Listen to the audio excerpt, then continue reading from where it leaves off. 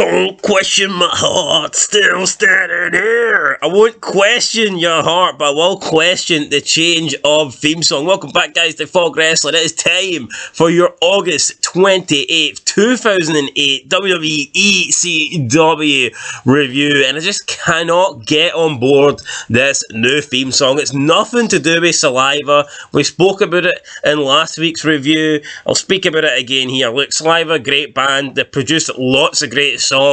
They've produced lots of great songs that are worthy of being the intro song for ECW, but don't question my heart. In my opinion, just isn't one of them. I'm not a big fan of it. It doesn't feel ECW to me, and especially when you go from drowning pools, let the bodies hit the floor, to this softer, slower, don't question my heart. It doesn't do it for me, and it kind of, I mean, I guess if it's trying to show the direction that WWE is taking ECW, then I guess it kind of makes a bit of sense. But in terms of a song that represents ECW, the ECW that we all know and love, this ain't it.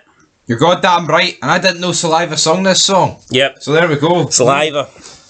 You know what? I actually like this song. I don't mind it. I don't like it as an ECW song. But you can tell at this stage, look, they're trying to get away from ECW being what it was, and they're moving more towards of ECW being a third brand. Would you agree with that? Absolutely. I think we can all agree with that. Yeah, I agree. I think that's a fair enough statement. I mean, I think since WrestleMania, you know, they pretty much just split up the ECW originals. Sabu's been released. RVD's gone. Sandman's been put on Raw. I mean, why would you do that? It feels like this is a third brand more than it is ECW that we want. Aye, ECW, man. Let's fucking get off the theme song talking into the show then. Huh? Let's kick off. What happened, big man? Did we don't question my heart versus let the bodies hit the floor? Extreme Rules match, whoever wins stays on? No, funnily enough, that didn't happen. What we did have, though, was John Morrison kicking off the show. The ECW champion. Worst promo I've ever heard. Up there. Honestly, it's up there. He sounded like Keith Lee at the moment, in my opinion. John Morrison was Keith Lee before Keith Lee was Keith Lee. Very fucking monotone. Very just drab and boring and expressionless. It's literally like he's talking and nothing changes. There was a lot of speaking in the third person and answering his own questions. And see, when you're doing that, you need to be over, or you can talk. Yeah, like The Rock can do that, but I mean, John Morrison not so much. Just on about his challengers tonight. So there's a fatal four-way. He goes through the list of challengers. Who's going to be the new #1 contender? You've got The Miz, you've got CM Punk, Big Daddy Fee, and the Boogeyman. And I mean, he was coming off with these insults, and not one of them delivered, in my opinion. No, they all sucked. He was burying Punk for being straight edge, but then what was it he said? He said something really cheap about Punk. You tell me what it is. I can't remember, but all I remember is sitting there cringing throughout the whole promo. He's talking about Big Daddy Fee, and he's like, I think for humanity, it would be good if Big Daddy Fee didn't win this title. The Miz, well, he's a cool guy, but he's just not Johnny. He's just not John Morrison. Nah, this was terrible. So yeah, you know what? John Morrison, at the time, I remember when they first took the belt off Morrison back in the day, I was thinking, why the fuck have they done that? You know, why have they taken the belt off Morrison? But looking back with hindsight now, that's something true about WWE. A lot of people say that it's like a nostalgia thing, and there's definitely times where I agree with that, where you look back and something just isn't as good as you originally thought it was. Now, we're watching old Raw, we're watching Attitude Era, and that's definitely not the case with Attitude Era. Like, Austin's as good as I thought he was, if not better. But yeah, looking back at this John Morrison run at the time when it was happening, I actually thought it was decent. Looking back, I'm thinking, you know what, man, no wonder this guy lost the belt. And what's weird about this, he cuts all this, right, and you think, right, it has to be interrupted. It has to be. No, his music plays and he walks off.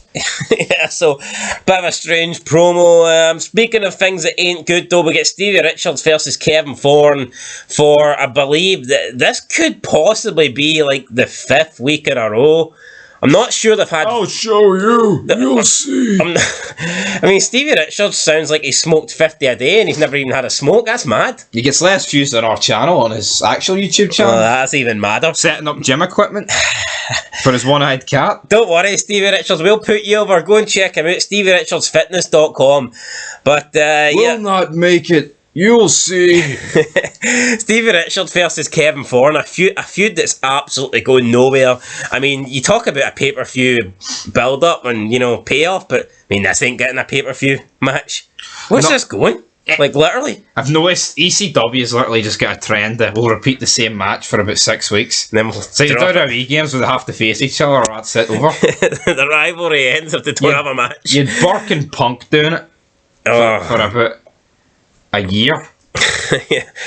God, right. So Stevie Richards versus Kevin Thorne. Kevin Thorne gets the win, and yeah, I mean, we'll see now, but it'll probably just be a rematch next week with Stevie Richards getting the win.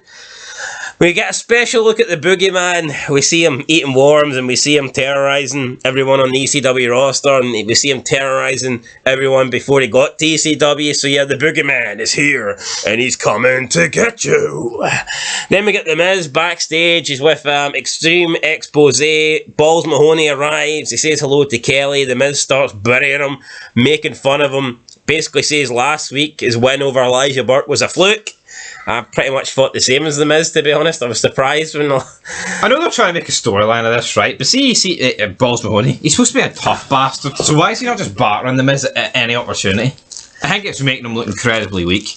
Yeah, why is he letting this... It's not like he's letting someone that's like Big Daddy V talk down to him. He's letting The Miz. I know they speak about ECW like they're all inbred and they just take 20 chair shots to the head, which is true, because they do. But this hold on, stupid. I mean, Balls Mahoney looks inbred. He did take about 20 shots every night to the head, and I mean, he's a bit of a meth head, isn't he? Like, no, but he's just burying him constantly. He's not a stable individual. Like, if someone came and took the Sandman's beer constantly, he wouldn't fucking take it, would he? No, he'd probably stab them or something. Exactly. But yeah, the Balls Mahoney just kind of takes us, and then the Miz says he's going to see tonight if it was a fluke or not. We then see John Morrison. He's in the GM room of Estrada. Armando Estrada. I like this Estrada guy. I feel like ever since they took Estrada away from Umaga, it kind of just killed Umaga. You've got such a monotone guy, and then a guy who's just like playing a character. And it's a good character. I like Estrada. I like Estrada, but it does feel incredibly put on.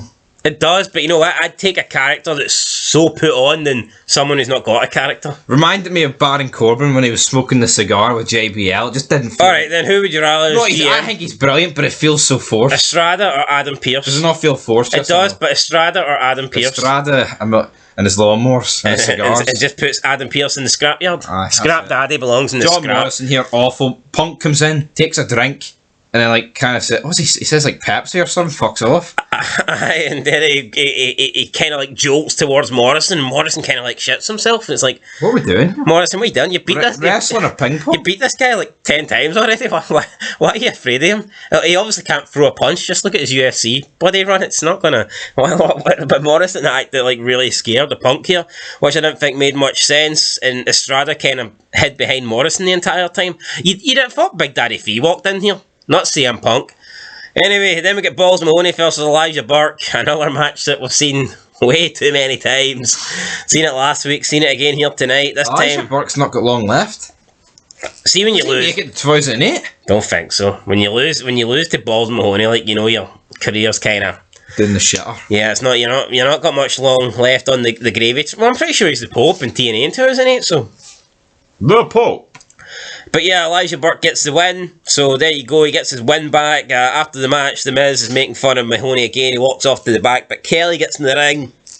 Kelly's checking on Balls Mahoney. The Miz doesn't seem impressed, he's kind of laughing at the fact Kelly's got an interest in Balls. Then Kelly kind of just gets up and leaves Balls and walks off, and then Balls is left in the ring by himself. And The Miz is straight back out for the main yeah, so the Miz The Miz walks to the back while his music's playing, and you've got Balls Mahoney laying in the ring, you know, selling the injury with the Miz's music playing, and then we cut to a commercial, and as soon as we come back, and the Miz's music is still playing, and the Miz is now in the ring, so you're led to believe that the Miz's music has not ended here, which makes me think, why the fuck did the Miz even walk to the back? Like, why didn't the Miz just... why didn't you end this before the commercial break with like the Miz standing over Balls Mahoney laughing at him, and then you come back with the Miz in the ring, and you just assume that Balls Mahoney's dragged his big fat ass up the ramp? He was stretchered out, or he was helped. I don't know if he needs stretchered it. Like, he rolled out the ring and he fucked off back to TV. He could have crawled his big fat ass up the ramp, but I mean, what sense does it make for? I mean, maybe we're overlooking this a wee bit, but I don't know why the Miz went all the way to the back just to come back out. Then CM Punk comes out. Then Big Daddy Fee comes out. And Taz made a comment about sweat, and Big Daddy Fee didn't quite catch it, but I'm sure it was pretty good anyway. Pretty tasty. Look at the sweat on this man. Don't want to taste the sweat on Big Daddy Fee, but here, that's another story. And then the Boogeyman comes out with foam coming out his mouth, and Taz and Taz and Joey Styles, they do a good job of, you know, telling you what's happening. They sell. They sell the wrestlers' characteristics and like things that are actually happening, which is what you want in a match, right? You don't want someone going headlock, side headlock takedown, arm drag. You know, you want. If I was blind, I would have believed that Big Daddy Fee was killing these three. Yeah, exactly. That's what you want, right? The commentary team.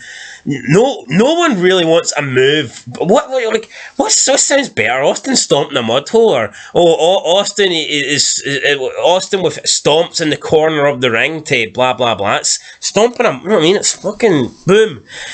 But yeah, then they put over Big Daddy. NFL like punt. NFL, Big Daddy Fee. Imagine him in a linebacker in the NFL. He kills Punk, he kills Boogeyman, he kills the Miz. Then he takes himself out so he has this barricade spot where you've got the Miz, and he literally did throw these three around like rag dolls, and then he's got this spot where Miz and Punk are kind of holding themselves up by the ring barricade. He charges at them, they both move out the way. He flies over the barricade. I guarantee if this was 2022, he would have went through the barricade, and that spot's been done way too many fucking times.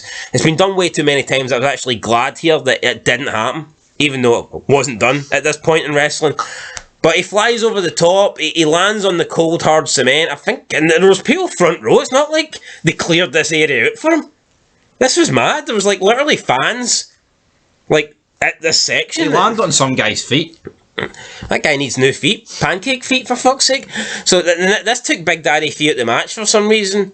He was not back in it. And then Boogeyman as well never really got in the match. He was kind of hanging about the outside for some reason, doing nothing. And then from this point onwards, it was the Miz versus Punk. 1-on-1 really till the end. Punk hits the clothesline, hits the GTS, gets the 1-2-3. Then he celebrates. Big Daddy Fee gets back over the apron, back over the barricade, hits a big slam on Boogeyman, dropping him on the back of his head. I don't know if they're just punishing the Boogeyman at this stage, because it's every week the Boogeyman's taking on Big Daddy Fee, and he's getting his ass kicked. And they'll break his neck every time. Yeah, then Daddy Fee gets in the ring. Punk quickly gets out of there, and Punk heads off to the back. The commentary team say, Morrison, every time he thinks he's got rid of CM Punk keeps coming back, and he keeps earning his title shot. And that's what he's done here today. I mean, the main event was decent. I feel like in this time period, you never got a bad multi-man match. No, but I do feel like you're excited, then as soon as Daddy V and Boogeyman get taken out of the equation, it's kind of a boring one-on-one match between Punk and Miz, where the outcome's fucking obvious. Like, so, yeah, I mean, Punk wins. We're going to get Punk versus John Morrison again. Will it be 100th time lucky for CM Punk? Do you think this time CM Punk will win the title? I do. I mean, personally, I do too. Every time Morrison cuts a promo, my money goes on Punk. Yeah, I think the next pay-per-view's what is the next pay-per-view? I don't know, but I think CM Punk's going to be wearing that Sunday ECW belt soon enough. John Morrison's cut too many shit promos for my liking, and I think this one tonight, I wouldn't be surprised that promo could end its title reign. Yeah, it was really fucking bad, to be honest. It was a shocking promo. One of the worst promos I can remember seeing in a long, long time. And to be fair, it wasn't a great show. Kicked off with a bad promo. Then we had the Stevie Richards versus Kevin Thorne match that I've seen many a times, didn't want to see again. Then we had Balls Mahoney just taking abuse off The Miz backstage for no reason. A backstage GM thing that we didn't really care for. Balls Mahoney versus Elijah Burke that I've seen way too many times. Then in the main event, it was decent seeing Big Daddy Fee destroy people, but then halfway through the match, he gets taken out, and then we get CM Punk versus The Miz, which wasn't that good. So I'm going to give this ECW 3 out of 10. I'm going to give it a 4. I enjoyed it. I like that. 3.5 out of 10. Look, can't say we're biased in this channel because, you know, we've gave some current wrestling shows better than that. I enjoyed it, but it was bad, if that makes sense. It wasn't good, but I still enjoyed it. But it's a quick hour and a lot of stuff. I would give me this over Rampage every day of the week. Exactly. Just Big Daddy V alone, just some big fucking giant fat ass killing people.